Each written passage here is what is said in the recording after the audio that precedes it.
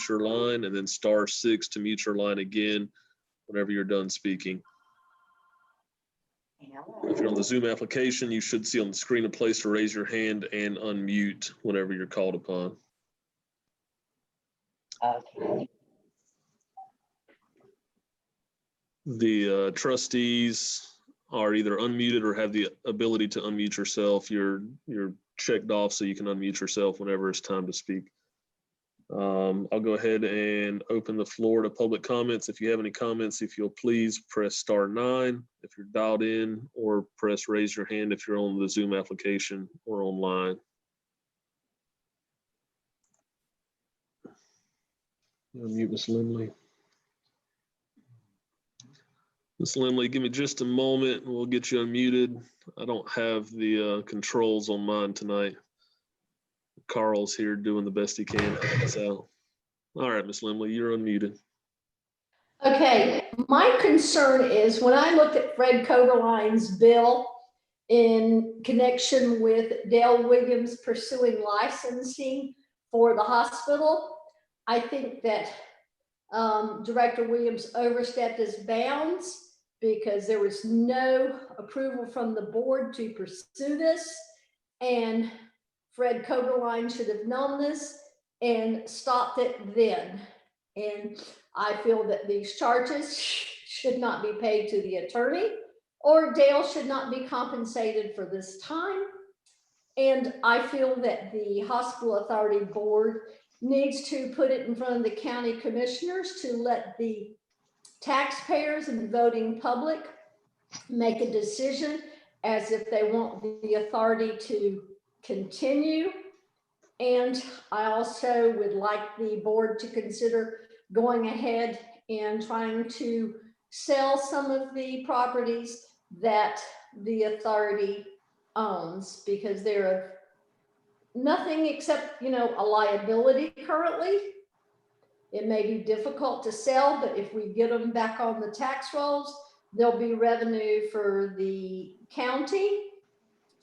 And I'd like you to address why Director Williams pursued the interim licensing for the authority. I believe in order to sell the property, Mr. Williams would also need the go-ahead from the authority as well. He's the director, so he's tasked with managing the operations of the authority. So I think that covers it. Well, he was managing the authority, but you guys did not give him the ability to pursue further licensing for an interim time period. The authority does not need to be in the hospital business at all. Thank you, Ms. Limley.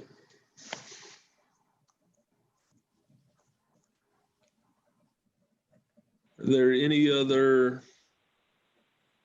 public comments this evening? Am I unmuted? Brandon Stu Wilker, Columbia County Observer. Am I unmuted? Yes, sir. Thank you. It said unmuted. Can you hear me okay? I can. Very good. It seems we've got the problem connected. As you know, the phone was not working before.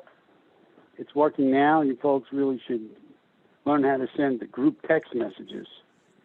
In any event, I have a couple of questions that I would like to get answered tonight. Number one, I see on the agenda that you want to pay an attorney up to over $1,000 an hour. It's hard for me to believe that there's no competent attorneys in this area that can do that kind of work for less than $1,000 an hour. I don't know how many hours they intend to spend, but I believe the taxpayers of Columbia County deserve some kind of explanation.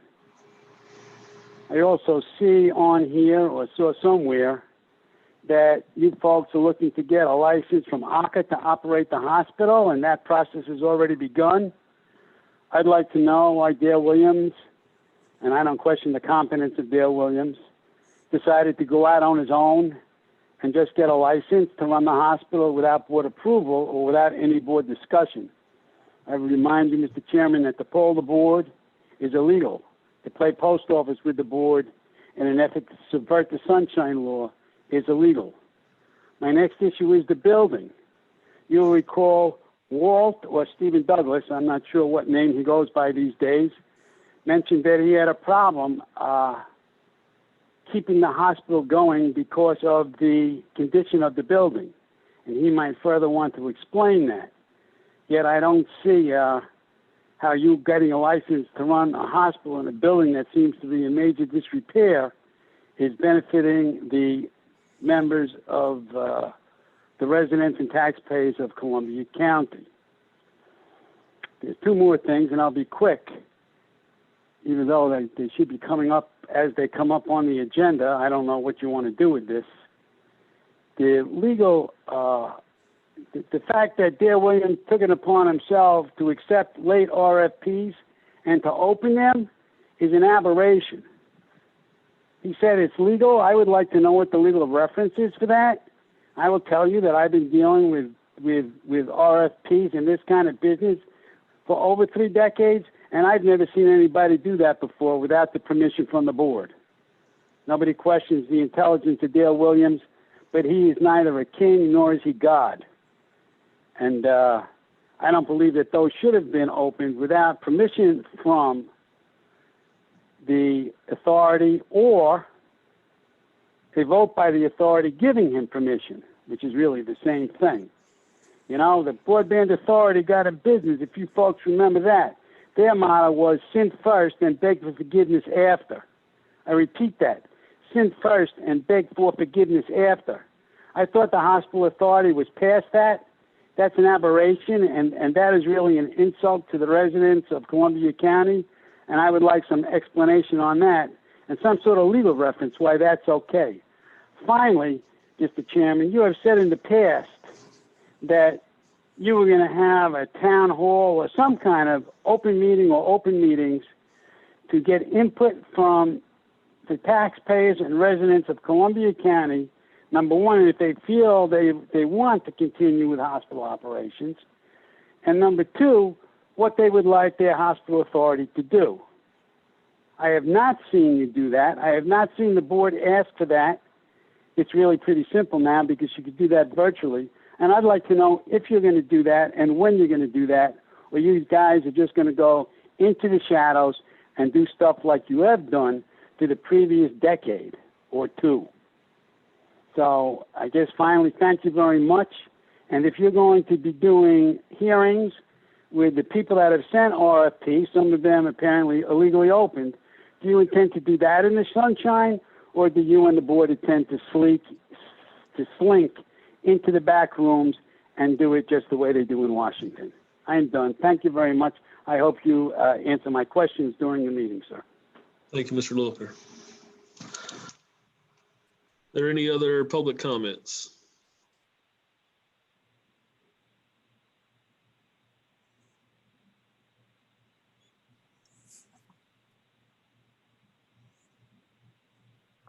All right, I'll move on to new business. Mr. Williams, item number 1, the cost pro forma and possible scope of services for operation of Lakeshore Hospital by the Lakeshore Hospital Authority. Thank you, Mr. Chairman. Mic check. Can you hear me well? Yes, sir. Okay, thank you. First, let me answer the question that was brought up by the 2 citizens under public comment. Lakeshore Hospital Authority has not, I repeat, has not applied for an ACA license or a Medicare Medicaid provider number.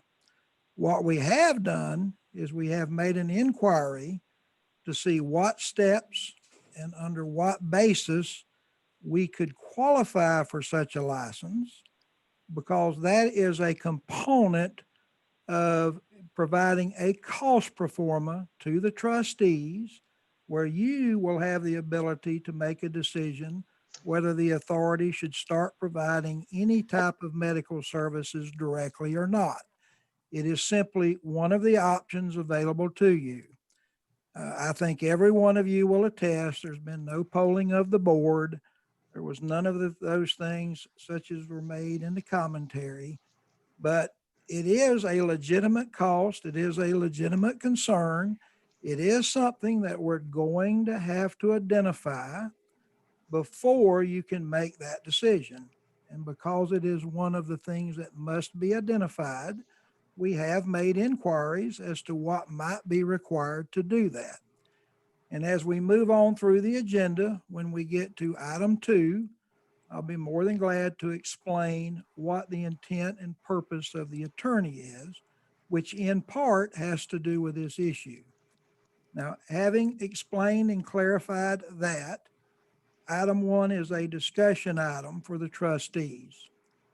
Quite simply, it is one of the options that you will consider, or that will be put in front of you for consideration, as to whether or not, as an authority, you wish to continue or try and continue to provide medical services at Lake Shore. What we have done to this point is we have collected the information that we need to understand what all of those costs associated with that will be, except for a few. Now, what is currently remaining before we can complete this option and this cost pro forma is we have some issues concerning liability. And when I talk about liability, I'm specifically talking about medical liability. So therefore, how this would be organized or how it should be proposed to be organized and the cost for doing so is one of the things that we're trying to identify. There are issues with how the staff, if you should decide to proceed with one of these options, is to be hired, because we are a Florida Retirement System qualified employer, and there are issues and limitations as to what we can do in that respect. And then, of course, as I just mentioned, there is the issue of licensure.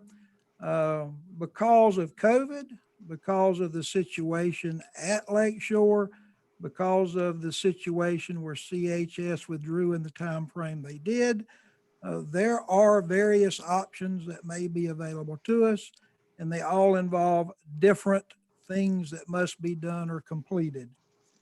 Those things are well beyond my ability to advise you. And again, I will speak more to those at item 2, but I wanted to make sure that you understood as trustees, and for those that are listening in, that they understand that we lack a few things which must absolutely be known before we can present you a cost pro forma where you can make that decision, yes or no, concerning continued operations at Lake Shore. So having said that, and this being a discussion item, I will answer any questions you may have.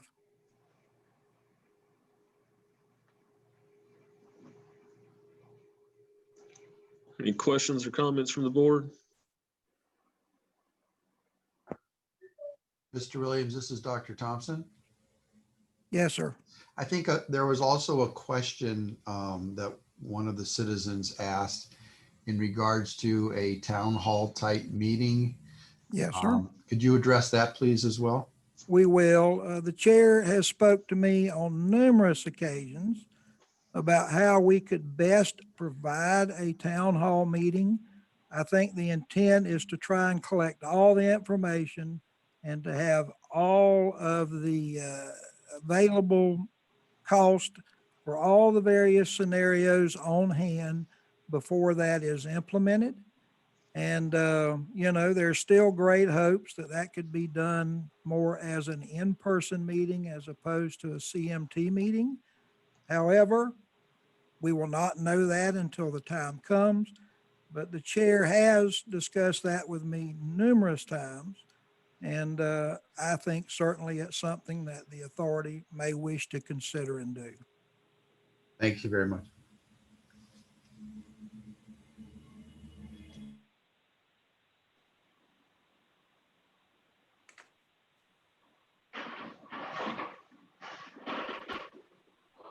Any other questions, comments?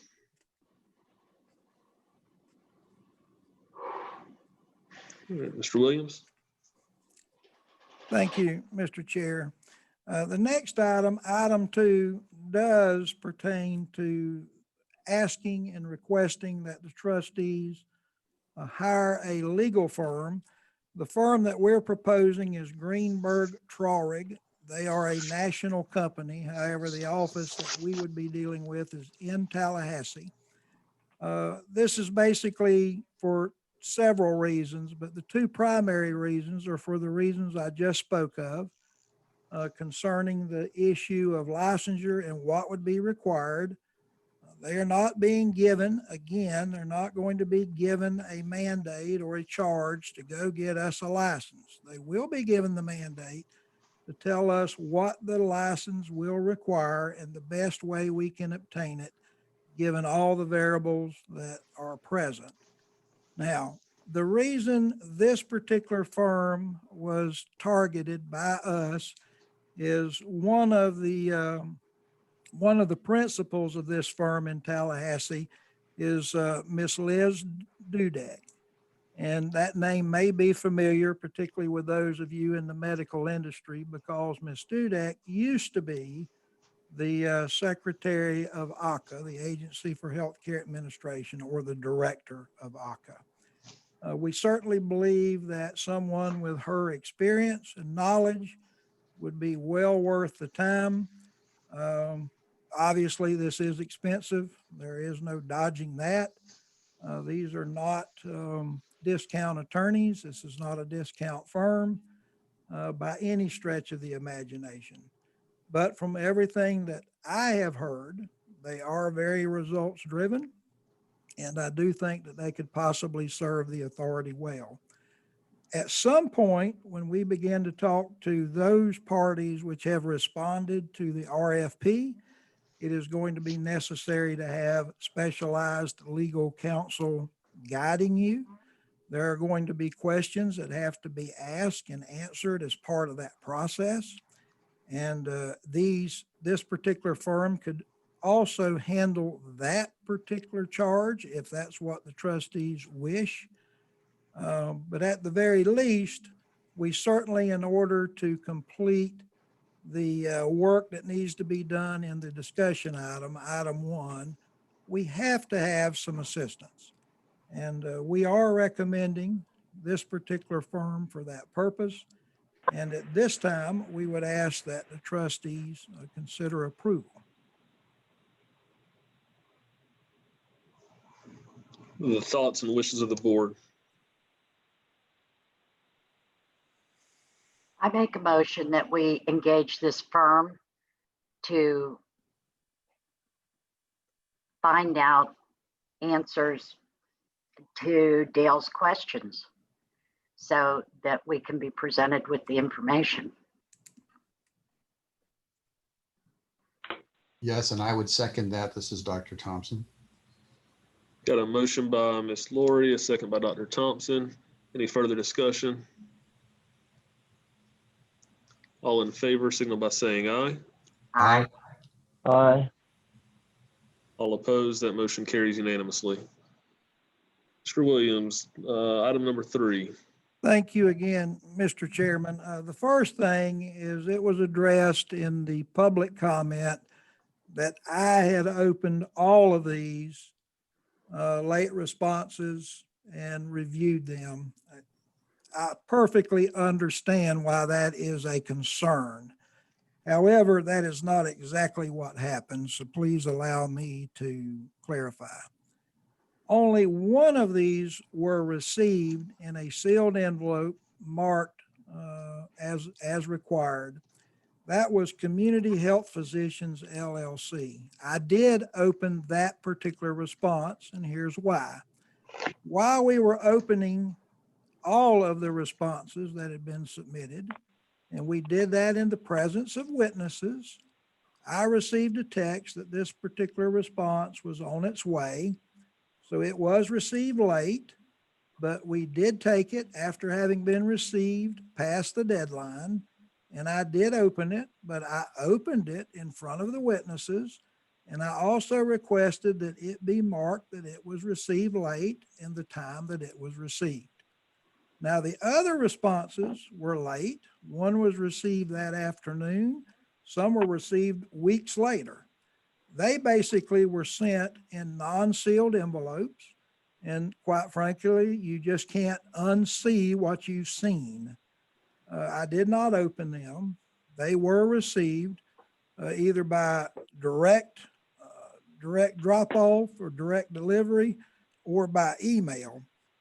So only one of these was returned in the sealed envelope, and that was opened. It was acknowledged late. It was appropriately marked late, and it was opened in front of witnesses, just as the others had been. Now, having said that, none of these proposals had financial or proprietary information within them. Nobody would receive a competitive advantage if they were considered. And I believe that the underlying purpose and intent of any purchasing policy is to do what's in the public's best interest. I would argue that if you don't consider these late proposals, that not only are you doing what is not in the public's best interest, you could, because they haven't been vetted yet, so I say could, you could actually be hurting the public. You know, the scenario that we may be looking for may be in one of these negotiations. Now, if this was something that required the disclosure, a monetary disclosure or proprietary disclosure of some kind, I don't think we'd be having the conversation, because certainly there would be a competitive advantage to allow that, and I do not think we should support that. But in this case, we simply asked for those parties that had interest and to basically describe what the interest was, and we received them, and we're trying to tonight, as a matter of fact, organize these in a fashion that we can start vetting them and moving forward. And of course, having said that, I think, and I am recommending that the 4 proposals mentioned, which were received late and has been acknowledged as such, be accepted, where we can vet those with all the other proposals. Mr. Chairman, this is Executive Director, this is Dr. Thompson. This might be nitpicking, but can you hear me okay? Yes, sir. Yeah. So when you say, late proposals, I assume that no one can offer a proposal tomorrow, or, it's as of this meeting, we're not going to accept any further late proposals, correct? Well, I would suggest, Dr. Thompson, if you in fact want to say that we can no longer accept proposals after this date, then obviously the trustees have that authority, just like they have the authority whether to accept the 4 that are on the agenda. I have, even as early as today, told an individual that, it's getting real late in the game, and we are going to start having conversations with these particular proposers. And once you start that, and they do start disclosing what could be proprietary or financial information, then it, the pendulum kind of swings back to, hey, this is really not fair to those that have already gotten theirs in. So I would suggest, Dr. Thompson, that if in fact you wish to accept these 4, but no more, that be included in the motion. Oh, and could you clearly state your recommendation on that? I think we got to put an end stop to Okay. proposals. My recommendation is that the proposals received from Community Health Physicians LLC, UF Health Shands Hospital, Meridian Behavioral Health Care, and Central Florida Heart Group PAs be accepted, and the authority be allowed to vet those proposals as parts of the statement of interest proposal. And then, of course, if the trustees so like, we can state that no other or no additional proposals will be accepted effective immediately. Yes, I think I agree with that. I think we got to put at some point you got to define the term late and then put a stop on it. So if you want a motion, and I would like to make that motion, is that we accept those 4 late proposals so that we're diligently, vetting all proposals, and then close any further proposals as of this meeting. I have a comment. Got a motion on the floor first. You got a motion by Dr. Thompson to accept the 4 proposals and to not accept any more. Is there a second?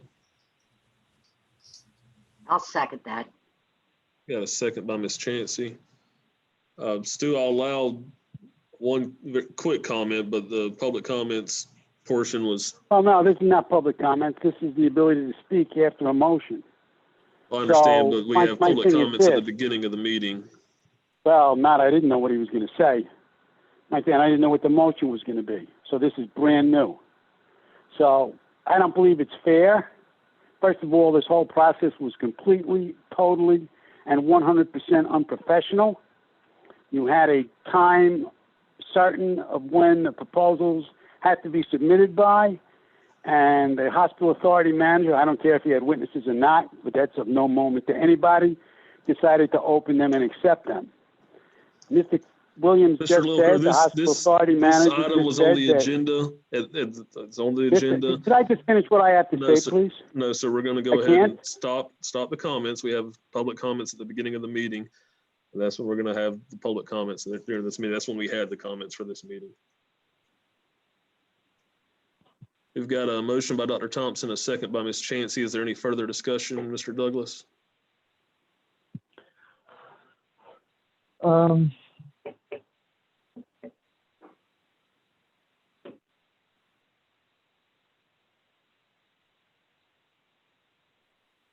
to Hello? word this correctly, bear with me.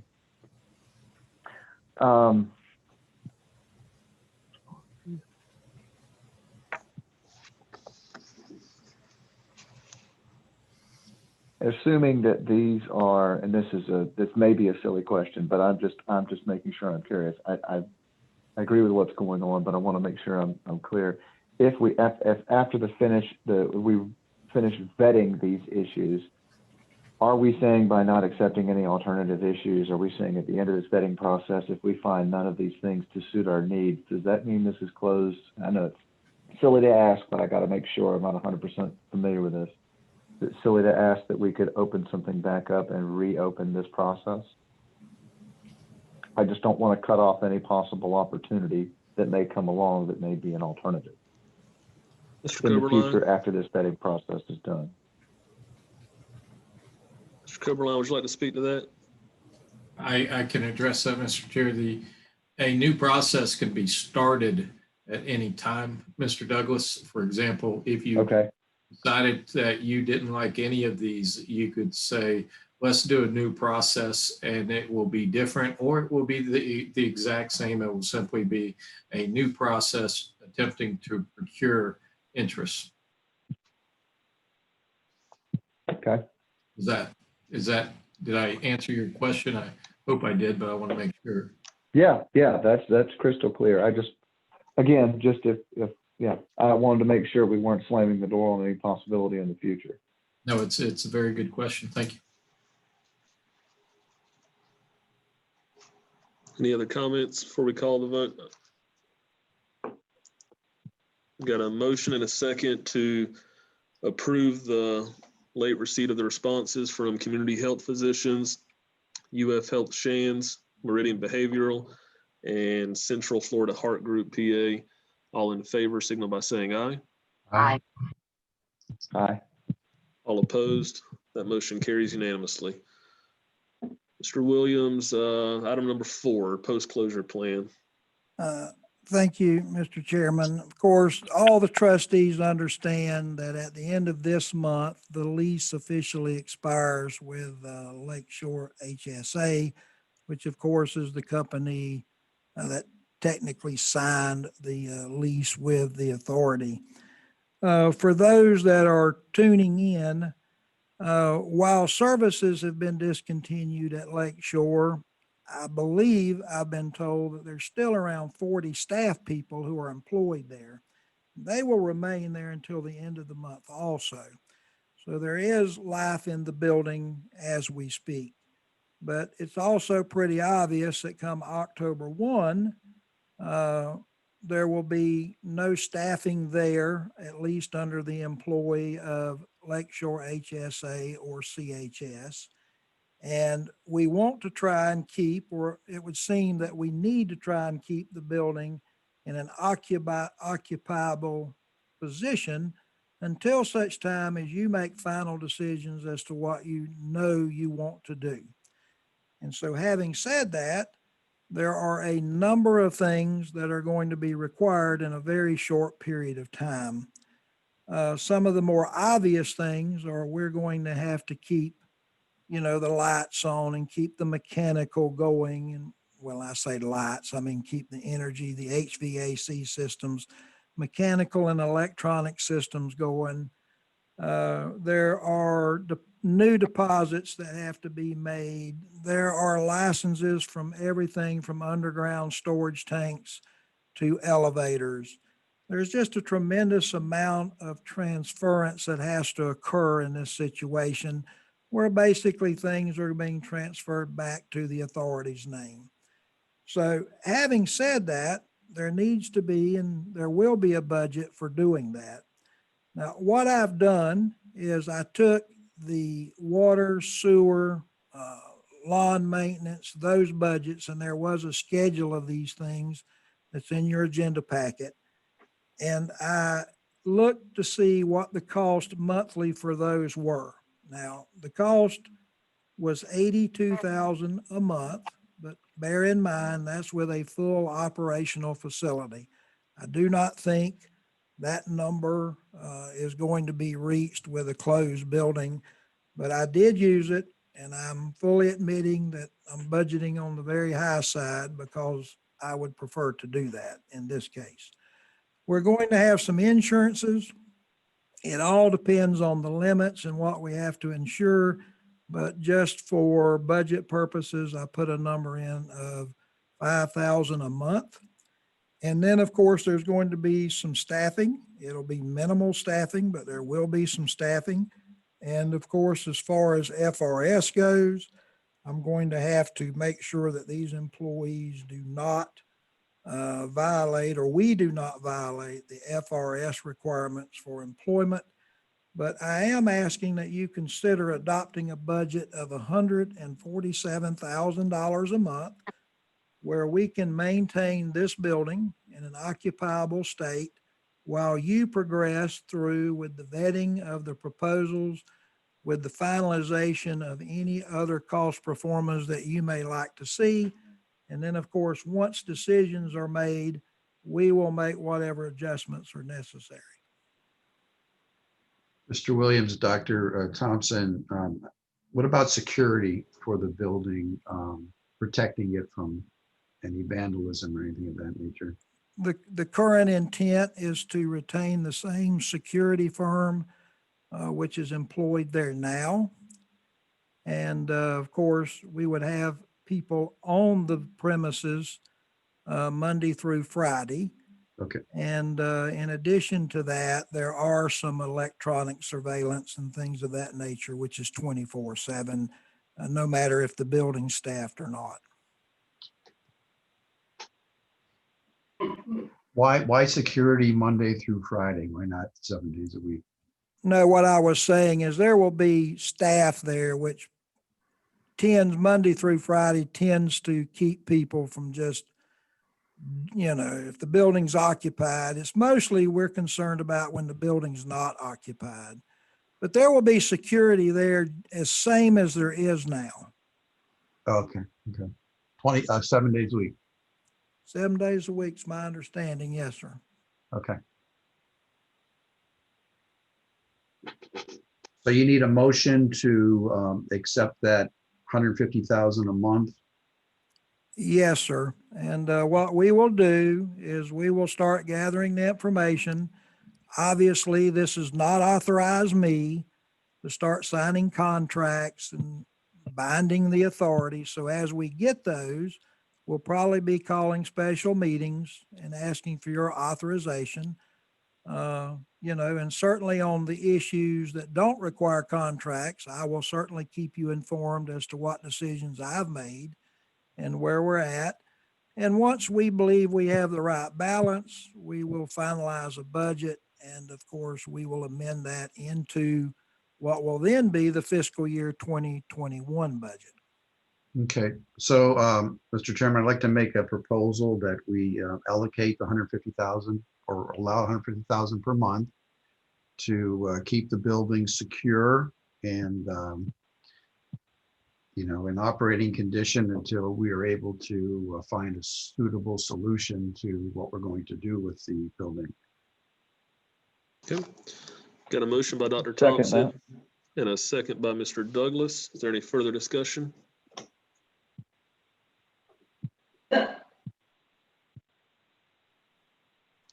Okay, all in favor, signal by saying aye. Aye. Aye. All opposed, that motion carries unanimously. Mr. Williams, item number 5, the review of statement of interest responses. Yes, sir. Again, thank you, Mr. Chairman. In looking at the responses to the RFP for interest, I think the easiest, best way for us to address this is to divide it into 2 groups. One group would be those responses which were interested in a piece of the building or more of a leasing opportunity and those types of arrangements.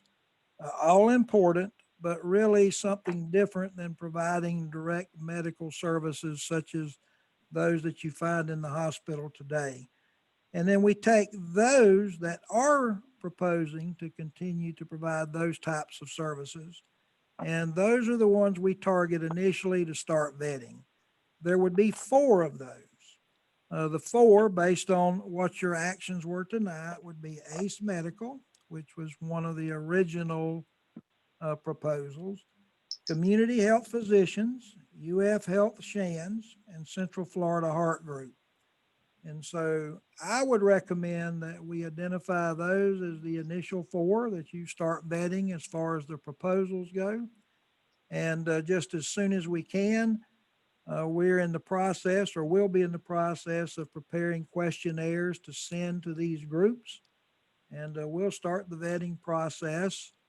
And hopefully we can get through it pretty quick. And that way the trustees will have many decisions to make. Mr. Chairman, Dr. Thompson again.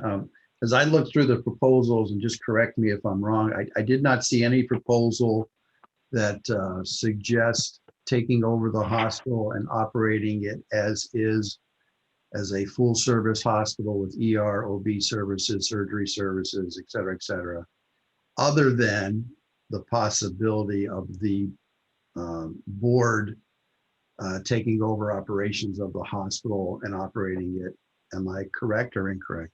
No, sir, I would agree with the statement. The way I say it is all of the proposals are, they have indicated a willingness to look at providing a level of service, but that level of service is actually below that we've had in years past with the lessor that we're losing. So in that regard, it would be various parts of the hospital that they are proposing to keep open. And I'm assuming, this is a big assumption, but I'm assuming that when we start negotiations or discussions with these groups, there's going to be various needs from the authority depending on which particular services we wish to keep versus which ones that we don't. But we'll have to wait and see if that's true, but I think it will be. Williams, my understanding was, and maybe I misunderstood Dr. Thompson's question, but like Ace Medical, it seemed like they were wanting to continue the services that were currently being offered and at some point expanding those services. Did I misunderstand Dr. Thompson's question or? No, I think we understand it correctly, but remember in that ACE proposal, they're actually proposing some things that currently are not offered through Lakeshore.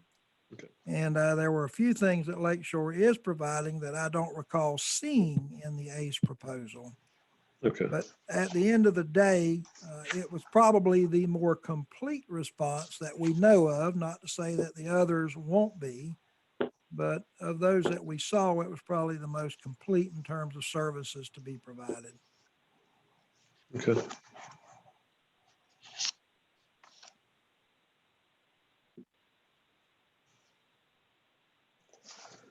We have a motion to follow the plan that the director, Mr. Williams, laid out for us to divide those into the, I believe it was 4 that would be that are proposing to provide health care at the hospital and vet those first. And then those that are looking for the possibility of leasing the part of or the entire building at a separate time. Correct. That's my motion. Okay, so got a motion by Dr. Thompson. Is there a second? Second. Second by Mr. Douglas. Any further discussion? All in favor, signal by saying aye. Aye. Aye. All opposed, that motion carries unanimously. Board member comments, Ms. Chansey. I would like to make a motion, but I don't know whether it's proper or not. So I'll need Fred to say yay or nay on it. I would like to make a motion that if in fact before October the 1st, somehow we could get a license in the name of the hospital authority, that you be given the authority to go ahead and work on and sign it or whatever needs to be done.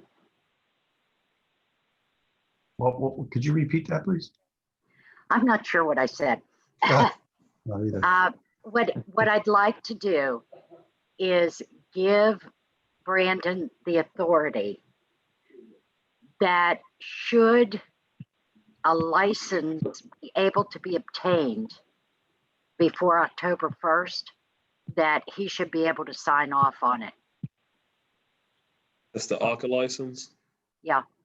Then what do the rest of us do? We're an Well- authority, we're an authority board. Yeah, but either we agree with that we get the license, or we don't. And if the possibility exists of Brandon, of us getting a license and we don't have a meeting scheduled, we could go ahead and move on it. And then our next meeting would be much more productive. Can I make a comment or? Well, I need a Mr. second. Coberline, with this not being on the agenda, is that something we could even? Procedurally, it would be improper because the public was not notified that this may be an issue of action. And so I understand Ms. Chauncey's request. Practically also, I think that it would benefit to talk to Mr. Williams about the amount of time that would be necessary to obtain an ACA license. But going back to Ms. Chauncey's introductory statement, I think it's a great consideration, but it would be procedurally incorrect for the lack of notice. Okay, I withdraw the motion and thank you, Fred. Welcome. Any other comments, Ms. Chansey?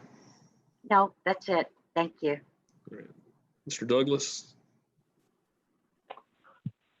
No, other than to address the condition of the building, one of the public comments earlier, I would say that the reason I was in clear support of keeping the building running or rocking and rolling after the current tenant leaves.